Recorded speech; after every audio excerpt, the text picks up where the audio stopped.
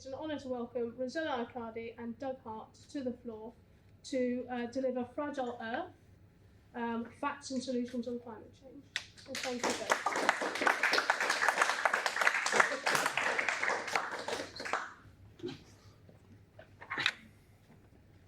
So good evening, everyone. Thanks. We're very glad to be here tonight. And Doug and I are going to co-deliver this talk. So we're going to do it split in half. Before we get into the core of the talk, I just want to say that we're members of Extinction Rebellion. So this is who we represent. And this is not a standard Extinction Rebellion talk. It's been tailored to address the topic of sport and climate change, but I just also want to give a bit of a background about who we are and who we represent. And I also want to introduce ourselves. So we are, so I start with me. My name is Rossella, and I'm a researcher in social sciences. This is what I do for work. And one of the topics that I deal with work is the topic of migration. And this is one of the topics which is closer to my heart also because I'm not originally from the UK. And so apart from studying and researching on the topic, I wanted to do something about it, something active. So I've joined some charities and associations in Bristol helping and supporting migrants and refugees. And while doing that, I've met quite a lot of people. And one of the stories that I've heard more and more often over time is of people who are now migrants, who are now refugees, because they had to leave their countries because they became unhospitable, also due to climate change. And this is something that really shocked me. It was something that I just couldn't be listening to these stories anymore. I wanted to take an active approach. I wanted to do something active about the issue. So then I knew about the Extinction Rebellion and I wanted to do something active. I knew they were active and they were having an impact. So that's when I joined, and now it has been a couple of years since I've joined, and since then I've been involved in different activities and actions with them. And Doug, would you like to? Just to double check, how can everybody hear okay? Because we do have a mic. Sounds okay? Hello everyone, my name's Douglas Hart. If you need me to project my voice louder, please give me a sort of an up gesture like so, and I'll give you some more welly. Yes, thank you for coming tonight, everyone. As you've seen, the title of this talk, Fragile Earth, and we're going to be focusing in on the impacts of the climate emergency on the sport of cricket, as well as things that we can do individually and collectively to address these impacts. I don't have the best cricketing bona fides, I'm afraid. The best I can claim is that I was the third best cricketer in the Cub Scout troop I attended in my village of Bratton Fleming. I don't know if that gets me any brownie points with this. That to date is still my greatest sporting achievement. I have never done better than that. That's me. So yes, to start us off, you may or may not have heard of Extinction Rebellion, just to give you a grounding of the organisation we're involved with and what we're about. So we are, in a nutshell, a non-violent, direct action civil disobedience movement. So that means we disavow violent action of all kinds and we engage with the political system directly. That is, not through intermediaries. We don't sign petitions, we don't speak to our MP, we do encourage people to do these things if they want to, but we believe that if those methods could be effective, they would have worked by now. We've known about this problem since the 90s, and if the proper channels were going to deliver the solution, they would have done so. So we interact directly by going out on marches, engaging in disruption, and putting pressure on the system, both economic interests and governments, in order to incentivize change. This is rooted in this belief that individual action is not enough. It's good to do, but in and of itself, it's not enough to solve this problem. Now, this talk may provoke emotions in you. A lot of people watch this talk and they experience all kinds of things. Some people feel a sense of denial. They refuse to believe what's in the talk. Other people feel a sense of shock and pain and loss at the state that we've come to in this world at the moment. And other people just feel numb. They it's too much and they can't process what they're taking in. And I want to tell you all that all of those things are okay. We're going to create a space and a situation where you can experience whatever emotions are provoked by this talk. And finally, before we get started, the concept of power is central to the issue of the climate emergency. The global north, or the developed world as it's also called, is most of the root of the problem. It's the institutions and the power structures within this that have created the carbon emissions that have led to the climate emergency. And tragically, it's the global south, or the developing world, that is generally bearing the brunt of the climate emergency. They're on the front lines of this. And that's anathema to cricket, because the concept of fair play is central to this and every other kind of sport. It's not fair for the people who did not create this problem to be the disproportionate victims of it. This is because of the way we choose to allocate power. A small number of people have a disproportionate level of control in our society. Things don't have to be that way. They can change. We can make the world fairer. So, why are we doing what we're doing, both in this organisation, XR, and the wider climate movement? It's very simple. There is no planet B.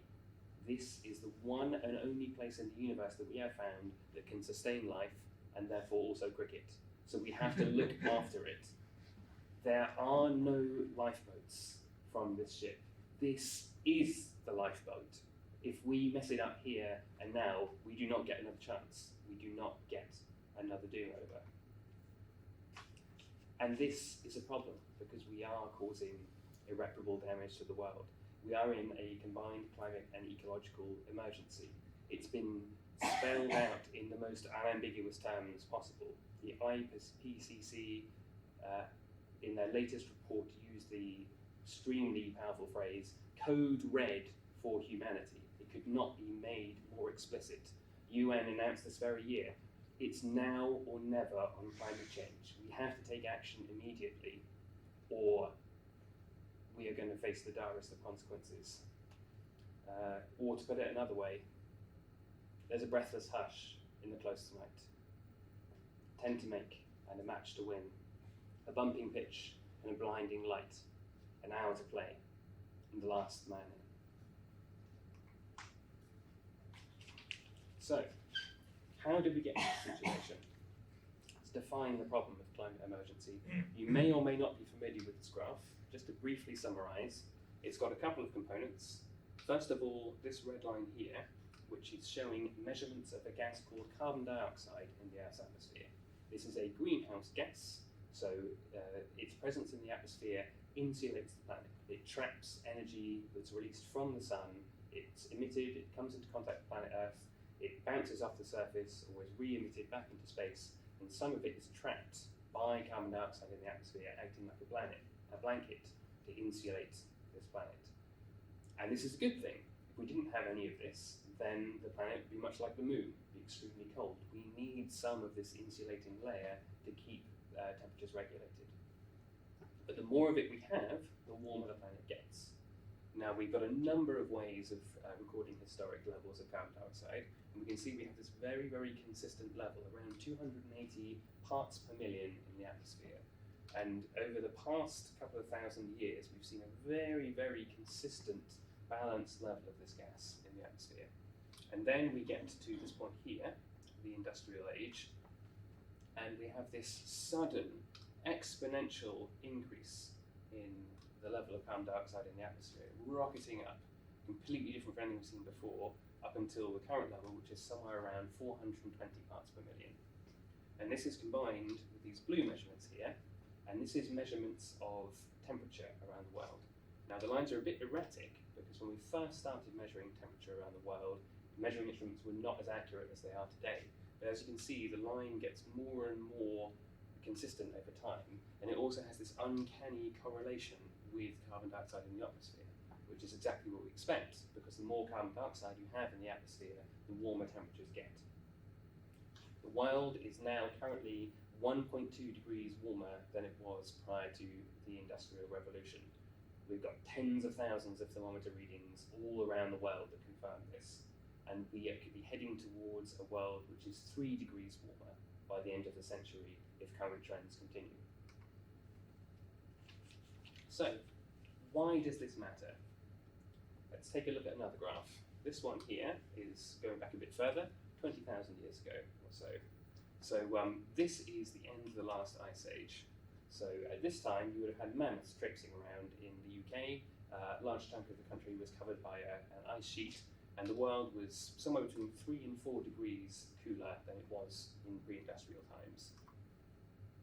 Then you have a slow, steady period of warming taking place gradually over tens of thousands of years until we get to about 12,000 years ago, which is when the UK first becomes inhabited. Then you have another period of warming, and then this prolonged period of extremely stable temperatures, which is known as the interglacial period. This is a fantastic time because this is when human civilization came about, and again, therefore cricket. And depending on who you consult, humanity as a species has existed for maybe somewhere between 300,000 and 500,000 years. Homo sapiens have been around for that much time in the world. But the only time we've ever had a settled civilization, the only period which we've been able to have the world that we know now is in this 12,000 year period, during this uncannily stable period of time when the climate remained extremely constant. All of the previous history when human beings existed, we weren't able to have settlements and agriculture and all the things that we have now.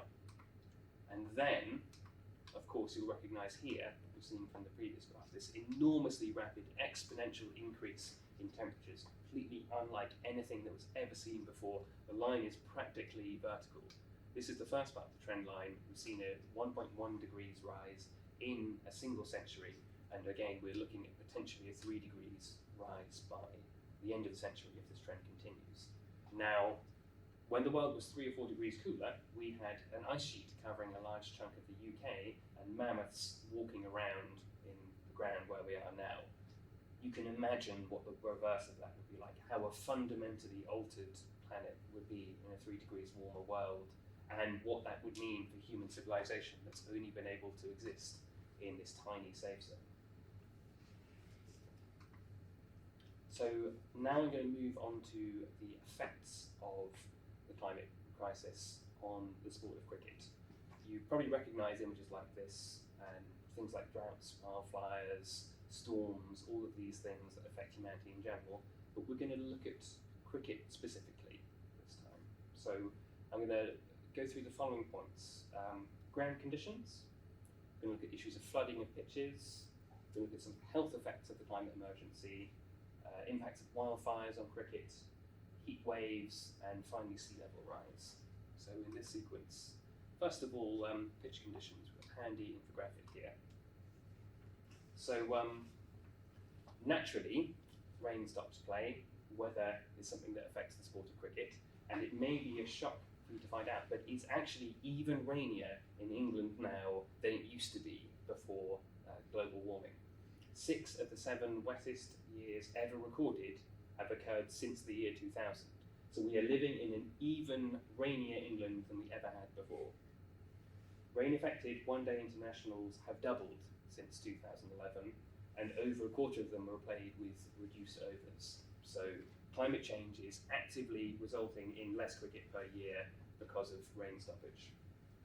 You can invest in some extremely expensive pitch drainage solutions, as advocated by this infographic here, as one way to resolve this, but there's no way to stop more rainy days per year from affecting the sport.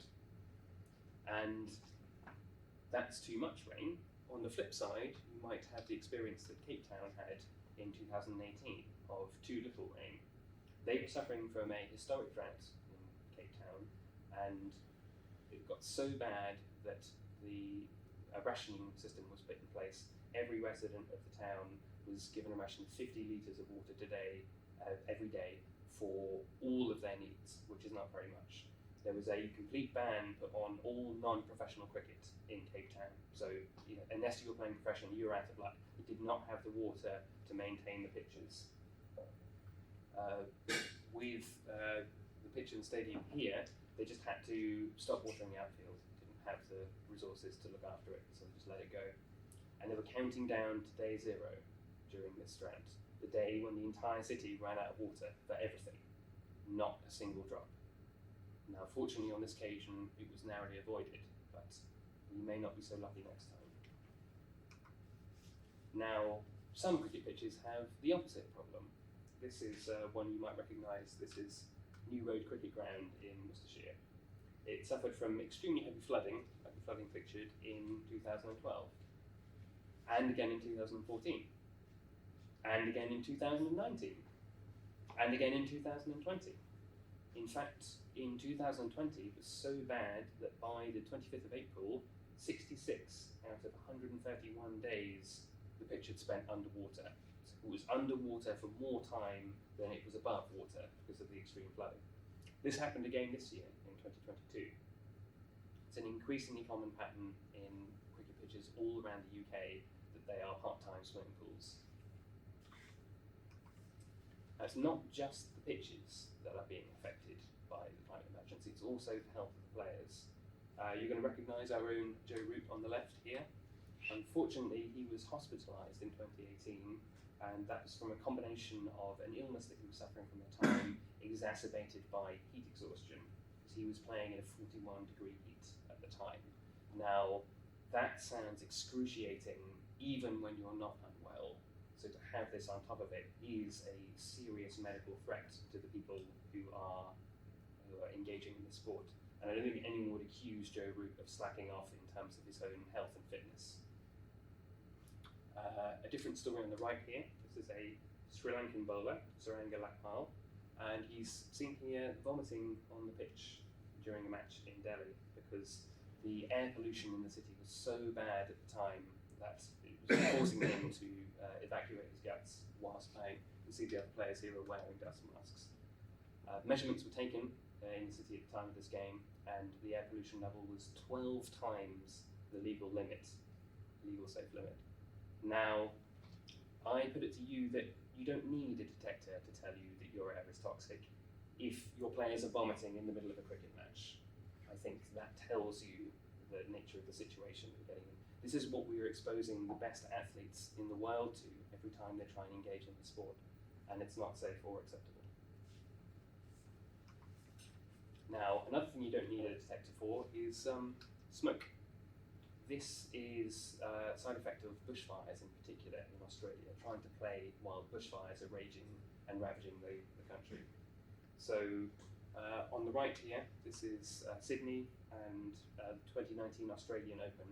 Players here trying to play whilst smoke from the 2019 Australian bushfires is rolling across the pitch. Looks quite difficult to play in those conditions. I imagine it's an issue. This match continued, but another 2019 match played in Canberra had to stop because the bushfire smoke was so thick that the visibility was so obscured it was not possible to continue playing. I can't imagine what that must have been like having to stop a match of cricket because your lungs are full of the smoke of incinerated forests and wildlife while you're trying to play. Now on the left we have another fascinating picture. This is taken in Cessnock in 2002. I think the image speaks for itself. Who thinks that those players are nuts? Show of hands please, do you think that they're a bit nuts? Yes, me too. You'd have to be mad to carry on playing whilst the bushfire is raging behind you. I've got a fence there to keep it away, it's fine. Yeah. You'd have to be mad to just ignore the problem and carry on playing cricket as if nothing is happening. You'd have to be mad. Now, it's not just fires that are causing an issue. Heat is a problem all over the world, especially, like I say, in the global south, which is on the front lines of climate change. Whilst it's getting wetter in the UK, a lot of places are getting warmer. We're now, as I said, at a 1.2 degree warmer world, and that means that extreme heat waves are approaching 5 times the frequency that they were during pre-industrial eras. This is really, really dangerous. India recently, northwest India, recorded the hottest March on record in 122 years. Delhi was hit by a blistering heat wave of 49 degrees, again, in March. Now, for reference, the ambient temperature of the Sahara Desert normally ranges between 30 and 50 degrees. Who fancies playing a game of cricket in the Sahara Desert? Doesn't seem like an appealing prospect. So yeah, people in the city are exposed to agonizing heat, huge dangers to human life, completely impossible to conduct any kind of sport under these conditions. And it's getting to the stage where governing bodies in cricket are having serious discussions about changing the rules of the sport, looking at things like imposing a limit on temperatures and creating a point where you have to stop play.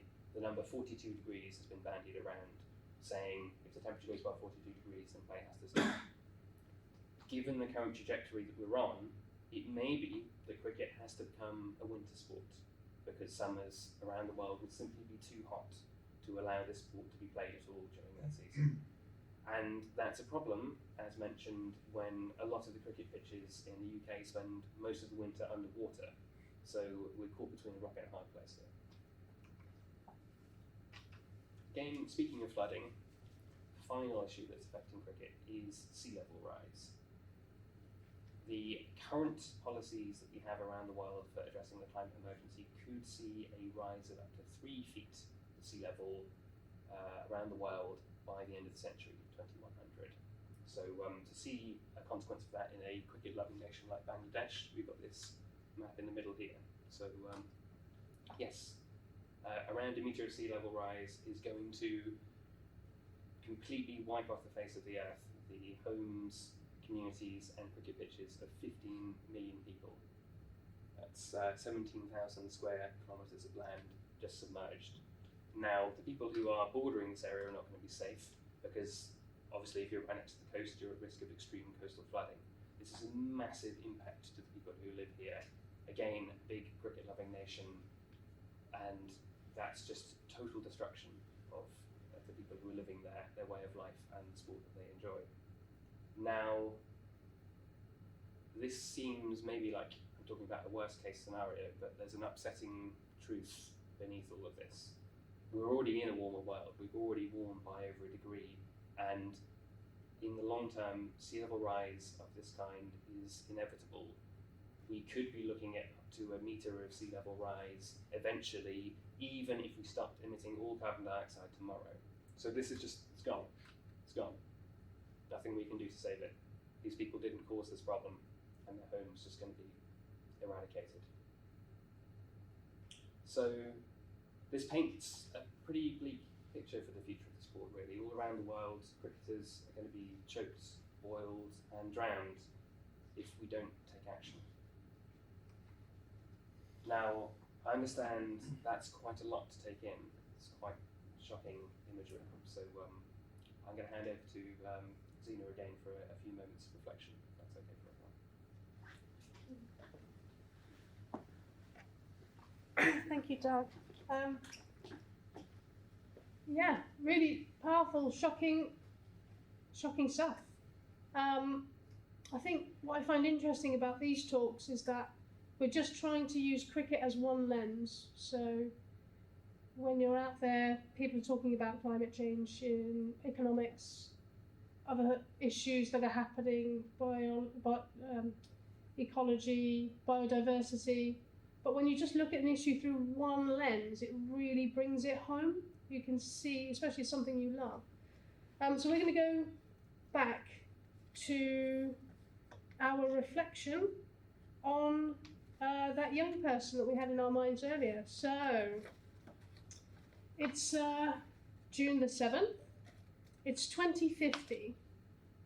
I want you to imagine that youngster now an adult, and they are, what are they doing on a weekday evening at 7:30? They're looking out the window. What can they see? What's the weather like? What are they looking forward to tomorrow? So I'll just take a minute to reflect on that.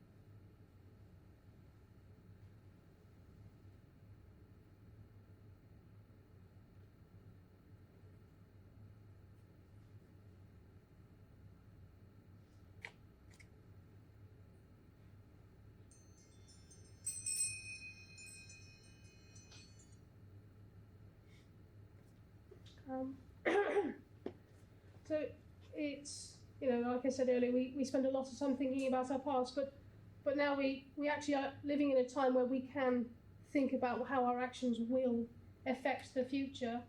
And I certainly want to be part of everyone in this room passionate about cricket. I want to be part of, laying down the next century for future cricketers. So also today, interestingly, is the second anniversary of the falling of the Colston statue.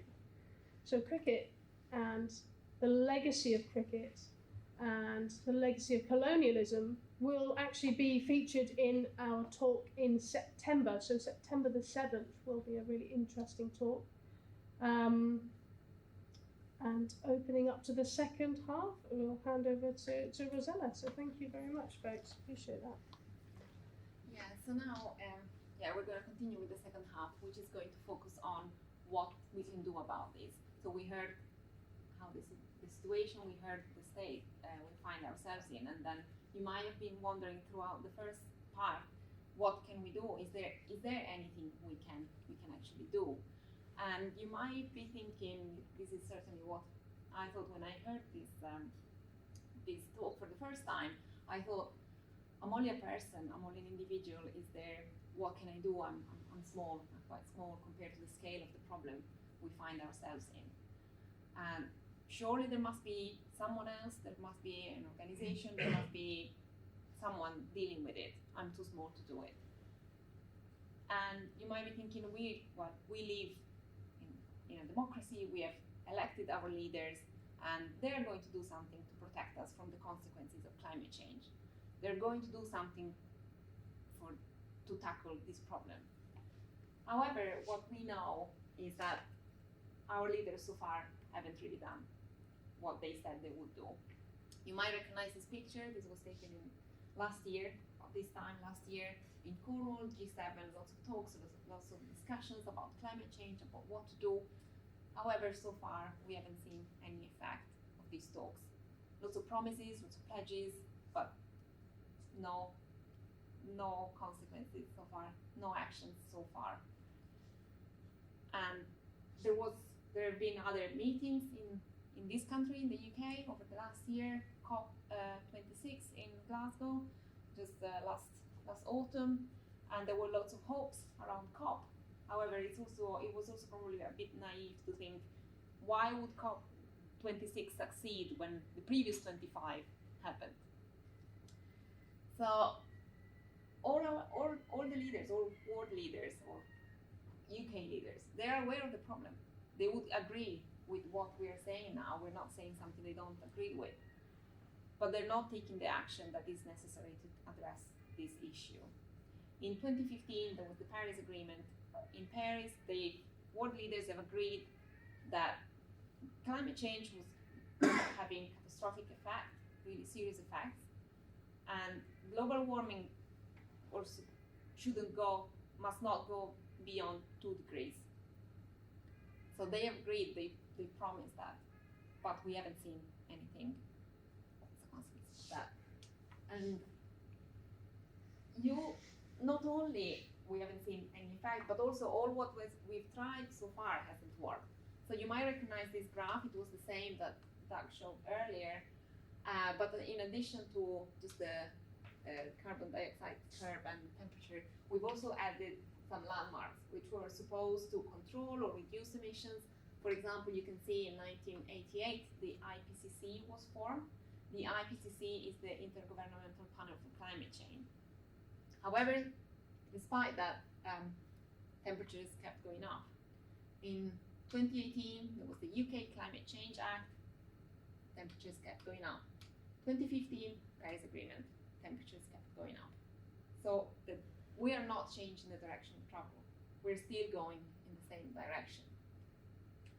And we've heard lots of promises, lots of pledges, as I said, but if we think that if our politicians were going to do something about it, they would have done it by now. I think it's important that we engage with the question, do we believe that those in power will do something about it?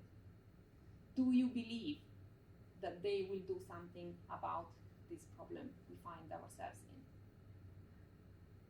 I don't want an answer. I think I want you to engage with this question and reply to this question in your head. I think it's important to engage with this question, to really think what we expect from those in power and if they are going to do something about this issue. And yeah, just this slide is just to say it includes 3 key pieces of information. We know where we should be. We know that during the Paris Agreement, they've agreed, they promised that global warming should not go beyond 1.5 degrees.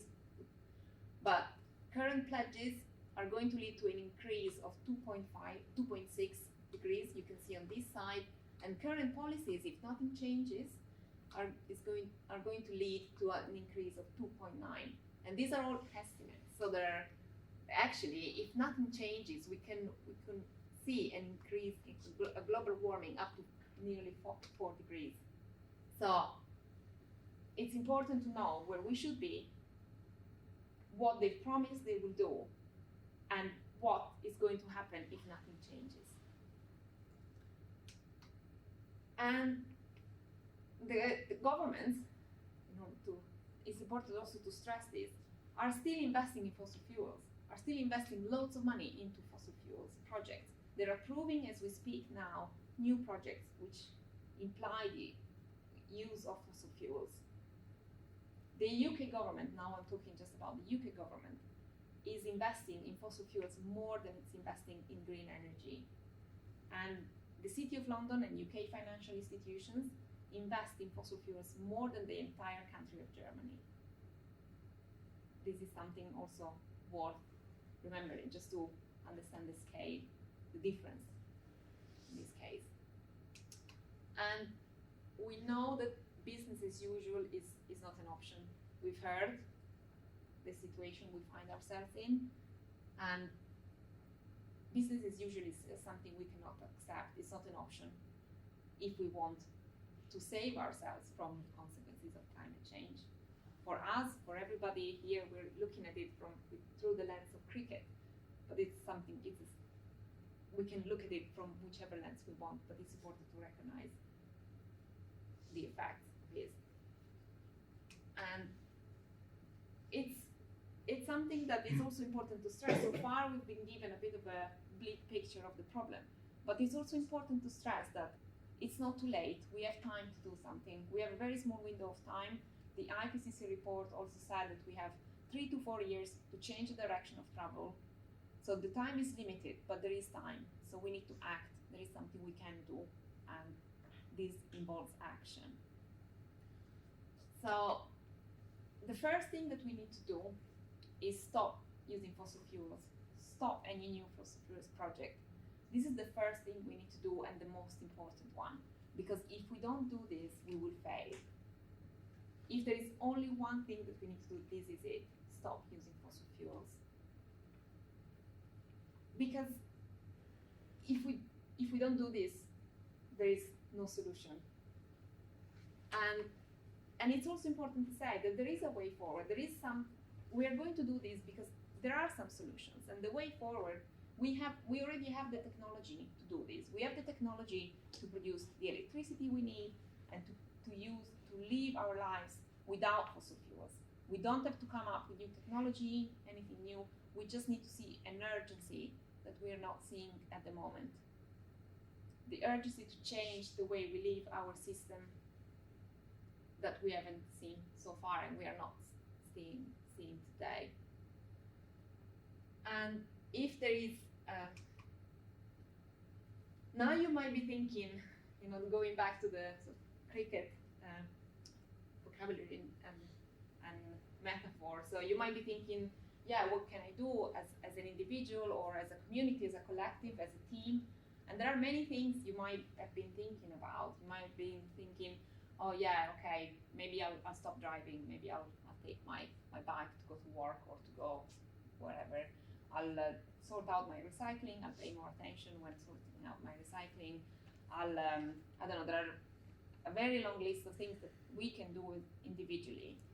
We know that there are certain banking institutions which are investing our own money in fossil fuels. We can change our bank.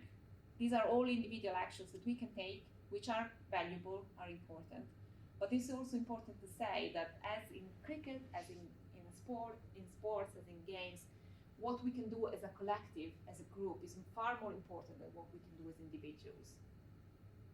We can form a group, we can create a team, and as a team play and do something which is going to have a bigger effect than what we would have as individuals.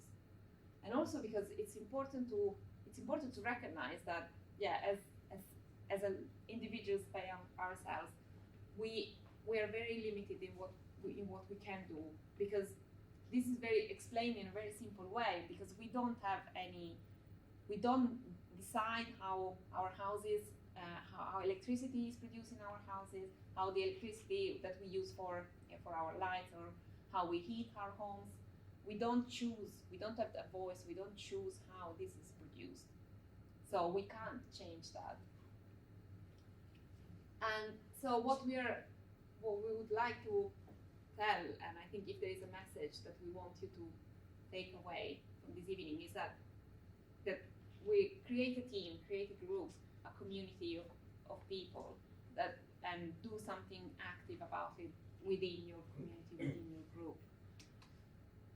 And you might, this is just an example of an image of a collective, a group. You might not recognize this photo. This was a photo of India's independence movement, and they've achieved amazing things as a collective. And you might be thinking also, how might non-violent direct action movements in general might succeed? How do they lead to this result, to any results? We said from at the beginning that we are part of Extinction Rebellion, and what we do is non-violent direct action. So by studying by studying movements of the past, we've identified three ingredients which are crucial for movements to be successful. The first one is non-violence. Non-violence because of moral reasons as well as strategic one, because non-violent movements are more successful than violent ones. The second element is size. We need a broad-based movement, because the larger a movement is, the more people feel represented in it and they're willing to join. And the third element is to create a dilemma. So when doing disruptive actions, the government is faced with a dilemma to either suppress the movement, silence those who ask for change, or to listen to them. So by doing that, this increases sympathy and towards a movement. So these are the three elements of successful movements path. And oops, sorry, a bit too far. Go back. So, and if you're wondering what we're doing, so we're being successful, we're making an impact. These are just a few examples to say, for example, since the creation of XR in 2018-19, the proportion of the UK public aware of the climate emergency has increased from about 25, more than 20%, to more than 80% now. So we are having an impact. We are having our successes.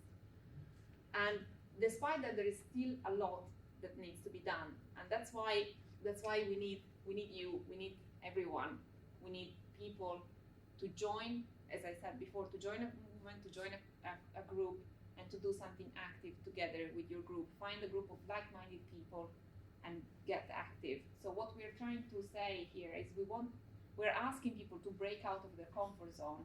It's really easy to say, I already have a job, I already have a family, I have lots of commitments, and that's what everybody has. But we're really encouraging people to break out of your comfort zones and think that this is important, and we need everybody to take action. And now we are creating a team. So the next test is a group of people who are two common interests. One is in cricket, and I think this is an audience of people interested in cricket, and in climate change. So we're creating a new team through the next test, and maybe Selina later on can say a bit more about this. This is just, and this is what we're recommending. We're suggesting people, or we are in solidarity with many other movements, Friends of the Earth. So I think it's find what is more suitable to you. But again, we're encouraging people to join a group. And here, these are just examples of sports people, not cricketers, but sport people who have represented the UK in international competitions. Here we can find James Brown, is Paralympic, and Etienne Scott, and also an Olympic person. And they've represented our country at the highest level in international competition, and now they're stepping up and they're taking action in the climate movement. So these are just additional examples of people who are doing something about the problem. And now, just to conclude, we want to leave you with a quote here, which is, so when you win the toss, bat. If you're in doubt, think about it, then bat. If you have very big doubts, consult a colleague, then bat. So the final message is, there is no time to be bench warmers. We want you to bat, we are asking people to be active, to take action. This is the final message we want to give. Doug, Sure. So at the start, Rossella spoke a little bit about how she got involved with this movement. I thought I'd end by talking a bit about how I got involved. Now, I've got a small confession, folks. I was a reluctant cricketer at my Boy Scout troop. I was not a particularly athletic young person. I wasn't super keen on sport. And it was a strange way that I came to be the third best cricketer in Brand Fleming Scout troop. There'd be a game of cricket on, and you may have had the experience yourself of being picked for teams in school and being humiliatingly picked last. It's not very pleasant. So they'd be picking people to play cricket, and I would get picked amazingly early in this process, pretty much the only time it happened. And I'd say, why do you pick me? I don't like cricket, I'm not very good at cricket. And they go, yes, Doug, we know you're not very good at cricket, but you are the best we have available. And we need you. We need you to bat, because there's no one else. There's no one else right now. We're not necessarily the person that we like, but you have to, or this won't happen. And that's how I got involved with activism. I'm a gravedigger in my day job. Who am I to be doing anything to involve myself in this process? But I live on this planet just like everyone else. And in just the same way as I played cricket with the scout troop, if I don't bat, then who will? We have to. The only way we'll achieve this is by working together and all stepping up to take action. If the people in charge were going to solve this problem, they would have done it by now. There is no one else to go before me in the line of batsmen. It has to be me. It has to be all of us to take action. As the great man said, step up and bat.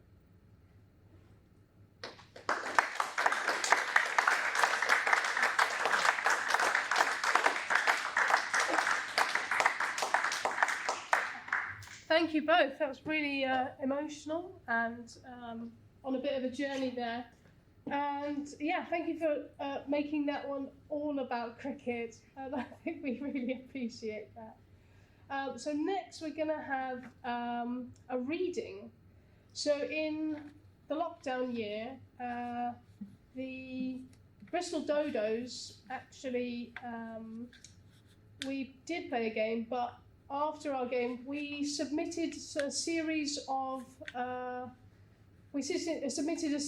short stories to the Wisden's short story competition, and so this is our chance to read those out. I'm going to ask Tim, one of our players, to come up and read his submission for the Wisden's short story prize. We didn't win, but we all got our names in the Wisden.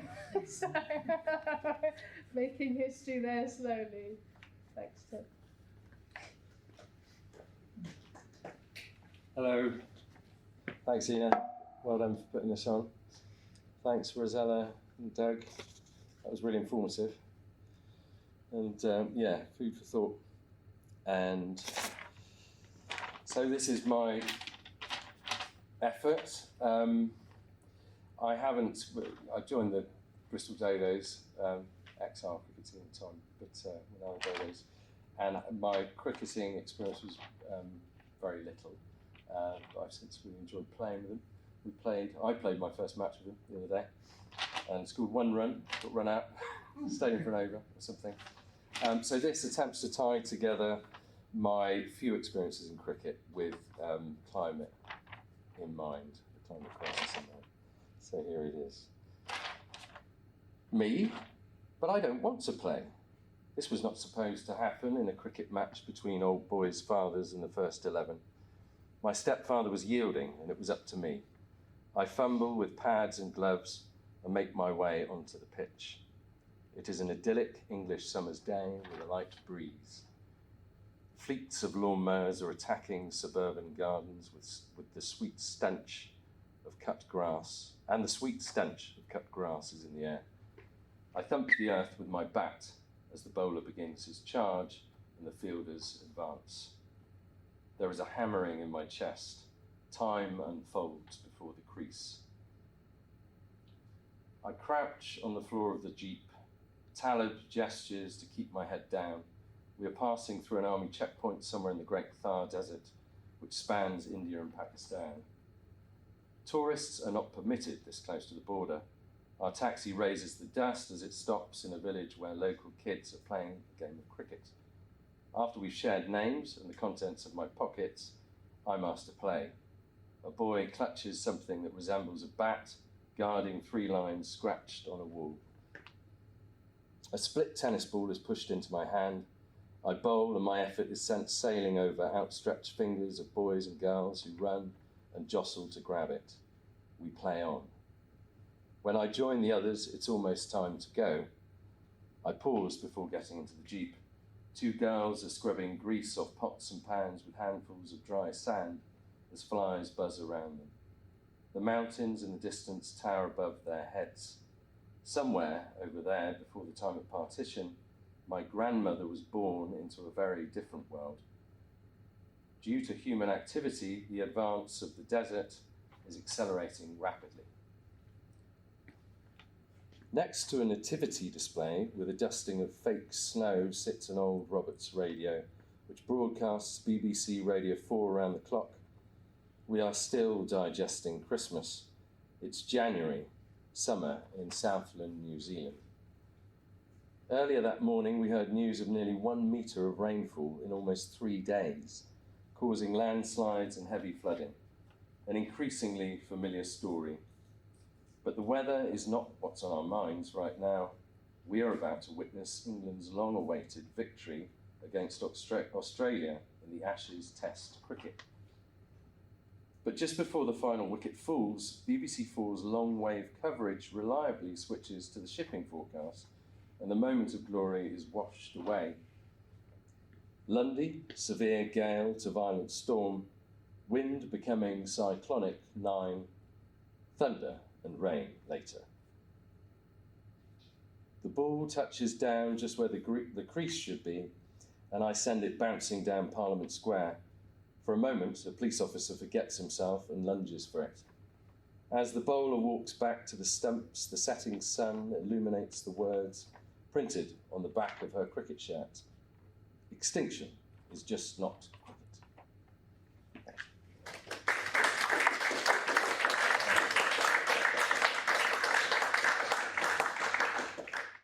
Oh, thank you too. I love that.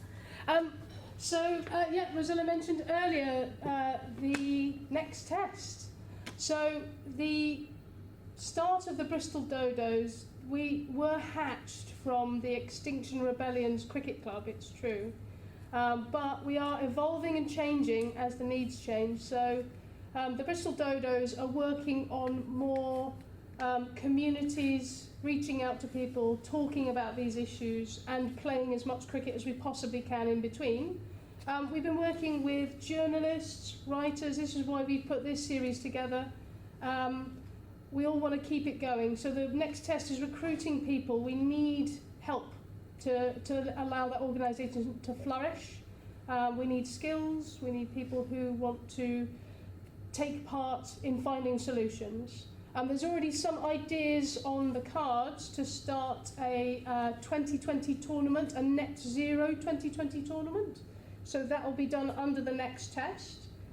Always recruiting cricketers, always recruiting cricket lovers. So all these talks will be available for free for anyone to access on www.thenexttest. It's on all the flyers, so please share, tell your friends about it.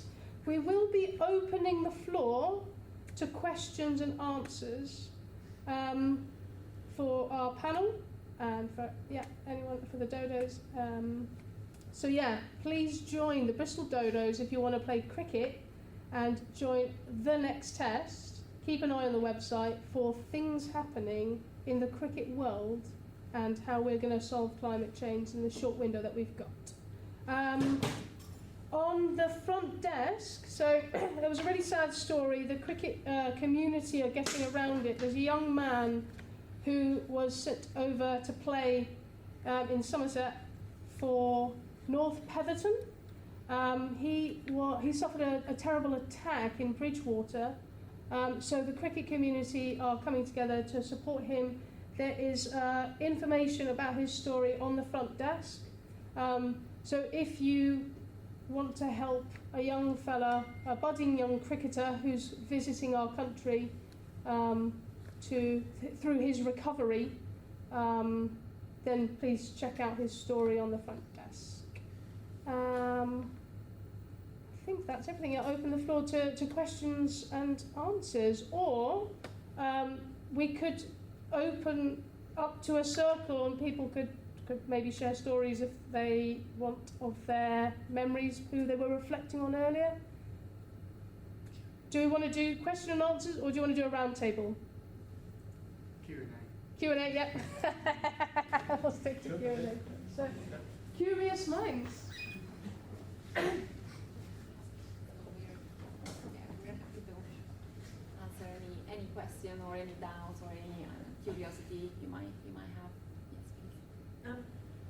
You are talking to the converted here, as you know, and I agree with everything you said, and I've been banging on about this for over 30 years. I used to work in a school, and the children were all with me, and no doubt now we're not doing any of it. With your organisation in particular, I, who am not a member of it, I get grief because you've disrupted their day, and I have to argue on your behalf, which I do, but it's somehow, whether it's just my generation or I don't know, but it's sort of putting people off because their lives are being disrupted, and I do point out that their lives are going to be much more disrupted when they have to queue up for ration food and so on. And I just wonder if you've got any help with those arguments. This is a critical component of the theory behind change and the effectiveness of non-violent direct action. If being liked and prestigious caused people to take action on climate change, we would have solved this problem already, because David Attenborough is a vocal advocate of climate action. He's got more of a reservoir of public trust and prestige and decency than any human being I can think of, and yet when he calls for action, people don't respond. Being liked does not make people change their behaviour. It does not put pressure on people in power to make change happen. All of the movements that we reference when we talk about successful non-violent direct action in the past were hated at the time. You can go back and look at old newspaper cartoons of the women's suffrage movement, and they're attacking the saying, oh, these are ugly old women who can't get husbands, they've just got loads of cats at home. There's hideous vitriolic things. There were music hall songs written making fun of women suffrage activists who were being force-fed in prison. Was the kind of thing that was going on. And the same response was, oh, you're hurting the cause, this isn't effective, why don't you try doing it nicely? There was a movement in the campaign to get the vote for women, which was doing things through the proper channels for about 50 years, prior to the foundation of the women's suffrage movement. And it was only when disruption took place that any change happened. I don't defend disruption when I speak to people. I say, yes, this is hurting you, this is causing a problem. I don't deflect from that. And I just explain that this is, it's a feature, not a bug. This is how the whole process works. You can direct people to this information, but I think that the real answer is carry on disrupting, really. That's, if we had more people, this process would be more effective. I tried going out and talking to people in the streets and holding up a banner and waving a sign without blocking the road, and everyone just ignored me. And I did that, and that's what drove me to get involved in more serious activism, seeing how utterly pointless it was to do that. So I feel your pain, absolutely. The evidence is very clear that this process has worked in the past and can work again, and I think it's important to just keep staying the course and trying to bring people on board when we can. I think it's also worth pointing out the trade union movement has been doing this for a long time, and the tube strike in London just yesterday has probably caused more disruption than XR ever did in all of its action. So I think we've got a long, this isn't new, we've got a history of doing this in the last 100 years or so. Yeah, and it's also important, although it's counterintuitive and doesn't work for everyone, it's also important to say that it also brings people to support the movement when they're disrupted. So there have been recent research done on the effect of disrupting actions, and we see that they've taken lots of people on board. The latest protest from Extinction Rebellion as well as Just Stop Oil, and there are lots of people who are on board with that, and it has increased the sympathy. So it's not only disrupting people does not only put them off or take them away from a movement, but it also increases sympathy towards movement. So it's also important that to acknowledge that. I'm going to say you can't make an omelette without breaking eggs, and I think it applies in many ways. I know from working in a mental health nursing capacity, we used to have people who came in because they're having mental distress because they'd encountered too much change and they hadn't coped with it, because we do not cope well with change. First instinct, cognitive dissonance, disruption of your emotions, you feel insecure, you feel unsafe. But actually, if you can be supported through that emotional reaction and see the wisdom of the change that's going to be suggested, and garner support around you to actually get, you basically have to capture that herd behaviour that we all tend toward, which is to follow leaders and watch people who are going to do it, and then we'll copy. You have to help people to understand that, for example, in my work, yes, lots of people come in feeling this distress, but this is the way through it. You have to help people find that way through it. And what I found working with Extinction Rebellion myself, I went to Trafalgar Square, worked there for a week, working night shift, talking to the public, wearing a pink diddy jacket, standing on crossings and stopping the traffic, blah, blah, blah.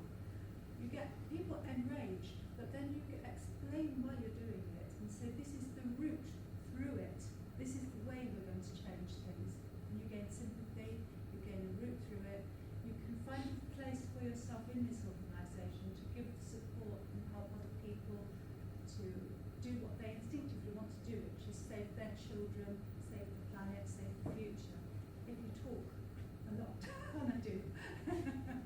Part of the problem is... So I'm going to get straight back to the answering your question. So I think we can join groups, we can do things, but also we have to actually remember that emotionally this is really hard. It's really hard just getting by every day, and all this stuff is really heavy, which is why I love our cricket club, because you get to enjoy doing something that you love, which is playing, but in the meantime it's kind of on the edges, it's kind of bringing people to the cause inadvertently. Do you think that's why so many people won't engage? Like David Attenborough, I've not met anyone that doesn't agree with David Attenborough, and yet they're still not engaging. Is it because it's too frightening? Maybe, whereas Votes for Women wouldn't have, I know some men thought it would change their lives detrimentally, but I don't think most did. Is that what it is? Is it just too it's a combination of that and also that, I mean, listening to you guys, that I've sort of been involved in direct action, but not an arrest at will, but I've also done creative actions. I think there's a place for both of those, but it's kind of, you know, it's appealing to the public. We're all quite understandably short-sighted in our desires, and it's finding a way to you know, appeal to people in that way. I think Zena said earlier that you know, the lens of cricket is helpful, and it does. It kind of narrows it. The climate crisis is quite an abstract. It can appear to be an abstract thing at times. And we've all got our busy lives, and we're kind of got the burden of having to make a living and so on. Actually, Zena, you asked an interesting question in the last talk about what came first, our sort of our need for stuff or advertising, you know, but we're predisposed to that, and capitalism sort of very cleverly seduces these kind of instincts that we have, and we're all quite short-sighted and dopamine fueled, you know, and this is why this is problematic. People can't, and I include myself in that, see beyond my immediate concerns to something that seems quite abstract until it, rather like the pandemic, you know, until people are dying close to me, you know, who am I going to believe? It seems quite distant.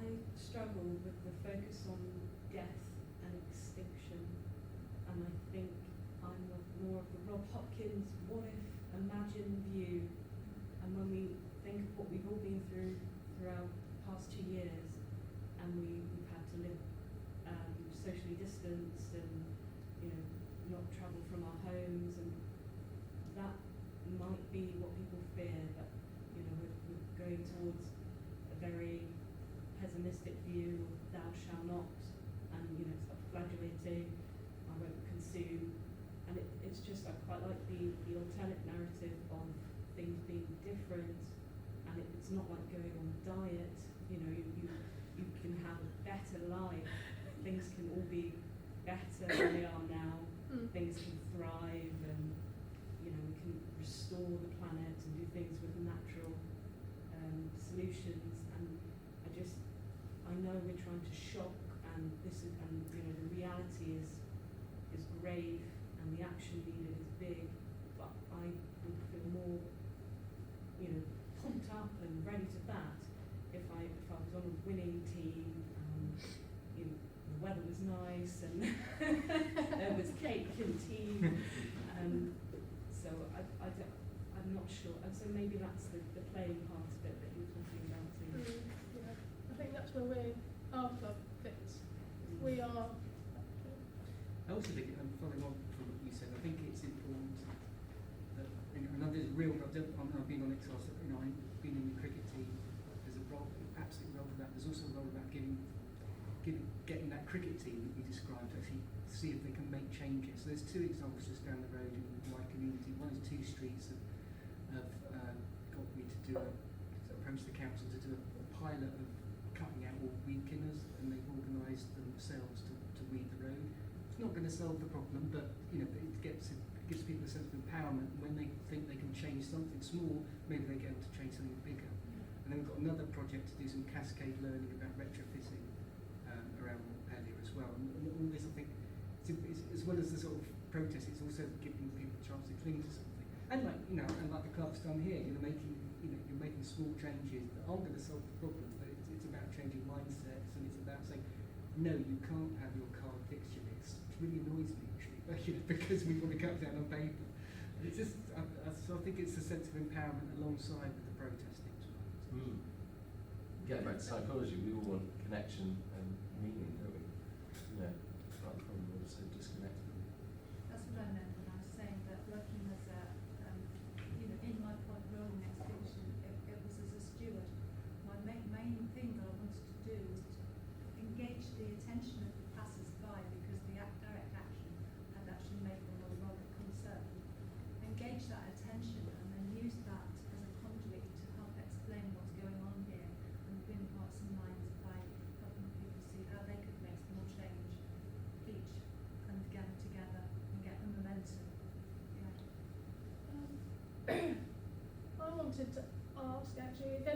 brave enough to share what was their vision of 2050 for that young person? What did it look like? Was it bleak automatically, or was it actually quite bright? Quite scary, I think. Oh, really? My youngest grandson is 2, nearly 2, so he'll be 30 in 2050. Now, I'm probably not going to be around in 2050, but he will be 30, sort of at the pinnacle of his life, where he's hopefully got a good job and enjoying himself, perhaps playing cricket and perhaps married and raising a family.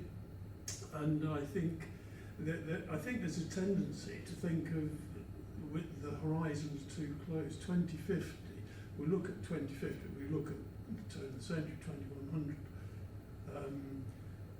But that's not the end of the game, that's not full time. It goes on beyond then. We can't say, oh, okay, we get to 2030 and we've kept it down to 1.5 Celsius, or 2 at most. But that we can't say, oh, right, we've done it, we can relax now and go and celebrate and put all the lights on and go on holiday, fly around the world and that. That's not the end of it. That's only, it is never ending this. This thing is going to go on for centuries beyond now. We're not just looking at 2030 or 2050 or 2100. So cricket loves its centuries. So it's kind of like, how do we imagine the next century to be? Yeah, it's going to be very different. I mean, like a friend here, I've been following this for 30 odd years, and I think I have 5 children and 2 grandchildren, and I felt embarrassed when my children were growing up to talk about this subject because I thought it would scare them. I think I used to go to the Cheltenham Science Festival, and it was mostly people my age group that were concerned about environmental issues. And we have a limited opportunity to do anything about it. I think what is encouraging is that younger people are becoming engaged now. My oldest grandson is 11, and he knows more about climate change than I did at that age. And I think it's the impetus has to come from the younger people who are hopefully going to be around in 2050 or when I'm not. But then again, they can rely on people my age group for sort of advice and experience and how things have changed over my lifetime and relate to that. And I just think, together, all age groups need to address this. It's not just an old fogies issue.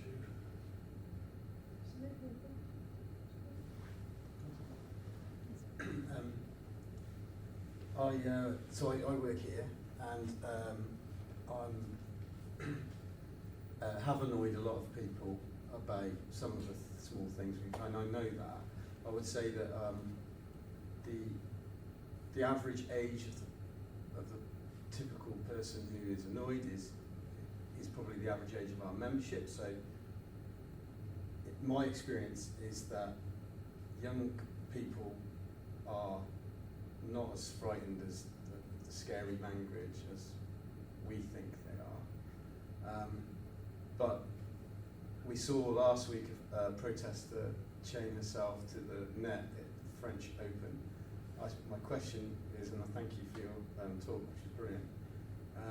As an administrator in sport, which hosts high-profile matches, should I be actually worried that sport is going to be increasingly targeted with direct action because of its high-profile nature, or do you think that direct action might go more directly to politicians and power? That's a good question. It's a very hard question. So the target of our actions is, in general, is government, because we know that they are those we are targeting as a movement, because they are the ones who can change. I think your question is really valid. I don't know if I can't answer. I don't know if sport will become a target because of its visibility. I know it's not the target of what we are doing. So yeah, I think it's Not something valid, that you want. Sorry. I think. What he's saying is, please don't come to shot the Somerset game. We've seen a couple of examples of Just Off Oil targeting football matches, things like that. With all of this, the objective is to disrupt, and it's partly, as you said, because of the high-profile nature of sport, but also it's making clear that business as usual isn't an option. The women's suffrage movement would do things like they'd hide in laundry baskets and then pop up into like men's only clubs, sneak inside and just say, no, we won't allow this to continue because we're second class citizens of this country. You can't have business as usual until you address our concerns. And I think that's part of the root nature of disruption. We've seen film festivals are also targeted. There's something very obscene about people in tens of thousands of dollars of clothing walking down a red carpet whilst horrifying injustices are perpetuated around the world and not paying attention to them. I think the image I put on of the team playing cricket whilst the bush burns behind them encapsulates the feeling quite well of turning your head to one side while this is clearly taking place is something that feels very intolerable. To answer directly, I don't think sport's going to be a specific target, but I think in the same way that red carpet events naturally draw a lot of cameras and journalism, it's an obvious point of contact for non-violent direct action because the worst thing that can happen for this issue is for it to be ignored. So that's the likely position it is relative to everything else. I think also to answer that is that sport has a lot of power on a global stage. So that's not to say if it will be more disrupted or less disrupted, but I think if sport can get back to its roots and prove to be the inspiring, push for change globally, like the Olympics, we've seen social change happen through sport in all of our lifetimes in this room. And we all feel quite proud about those things, and we hold those close to our hearts. So if sport can be on the right side of history, it doesn't have to worry about being disrupted. So that's why, as part of the next test, we'd really want to hear cricketers' voices coming to the fore. If the Gloucestershire club wanted to all make a video and say, we feel like this about climate change, it's urgent, the young kids coming in, they'll go, oh, we love Gloucester. So they're part of this bigger thing, but I thought about this the other day. We've had sport in human culture for longer than we have utilised fossil fuels. On that graph, sport and civilization was on that. We had, Greek Olympics. Sport was part of religious things as well. So sport has been in us for longer than we've actually been using fossil fuels. It's just a blip in how our human nature is. We always want to be better. We want to strive, and it's part of how we improve ourselves individually and collectively, and how we worship our sports stars and all the rest of it. I think sport can be on the right side of history, and it doesn't have to be disrupted if it can act quickly. But I think the reason kids are chaining themselves to stuff is because a lot of the audience who go to those things they're not coming to the debate, and I think that it is a shock tactic. I don't think the Gloucesters have to worry about it too much. No, but really good question. Just on the topic of sport being on the right side of history, and whether or not to go down disruptive routes or more positive framings. At risk of mentioning the wrong sport, but Forest Green Rovers have announced that they're they're going to use only electric transport to get their team to all their grounds in League One, where they are next season. I'm not a Forest Green Rovers fan, I'm actually part of a Rovers fan, but a different Rovers. But I mean, I think that's an instance where it takes on the symbolic power of sport in a rather positive way. Whereas I think the disruption that, say at the French Open, I think that brings with it some feelings of frustration and annoyance by the spectators, so it's likely to be counterproductive. I think the most likely forms of disruption that you could see as negative is much more targeted towards things people disapprove of rather than what they approve of. And an instance of that, which I talked about with friends of mine on the pub on Friday, was the fact that 50 SUVs had their tyres let down in Clifton, I believe, a couple of weeks back. Now, I wouldn't personally advocate, I'm not saying you should do that, however, it's selecting, a target that people can identify with, which is very different from selecting sports as a target. Apologies to SUV drivers. I think it'd be nice to give people in the club 10 minutes to say what they have been doing, which is at the beginning of the journey. Everyone hears about Forest Green, but they have been doing some interesting first steps into it. Yeah, I mean, look, the reason. No, absolutely. I think we'd happy to come back and do that. Actually, the reason I'm a lone voice here is not because I'm the only one at the club who cares, but we're actually playing right now. So I should have been in Cardiff with the team, and our second team are playing. But we have some really passionate advocates on our top echelons of our professional staff. So really hoping one of the two remaining dates isn't a clash with a match day or when they're away, because I know that they want to show their support, and they deal with that dilemma of someone like Benny Howell, who really cares, also flies around the world playing franchise cricket, and he does recognise that is troubling.